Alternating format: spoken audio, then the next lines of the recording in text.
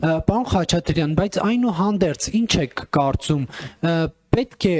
արդյոք քննարկման առարկա դառնա կամ ուսումնասիրման առարկա դառնա, արդյոք մեր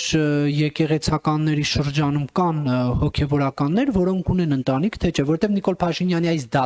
դատապարտելի գրառումները մի կողմ, այս հարցը թե նախկին իշխանության օրոք, թե այս իշխանության օրոք միշտ այսպես օդից կախված է եղել։ Պետք է այդ հարցին վերջնական պատասխան տրվի, թե ոչ։ Եկեղեցականներին չի արգելվում ընտանիք ունենալը։ Կուսակրոն որևէ եկեղեցական ընտանիք չունի։ Ես բոլոր կուսակրոն քահանաների ընտանեկան դրությանը տեղյակ չեմ, ես ԶԱԳՍ-ի վարիչ չեմ, բայց հայկական եկեղեցու կանոնադրությամբ կանոնակարգը արգելում է կուսակրոն քահանաներին, կուսակրոն եկեղեցականներին ընտանիք ունենալ։ Եթե կան խախտումներ, վստահ եմ Մայրաթոռը ունի գործիք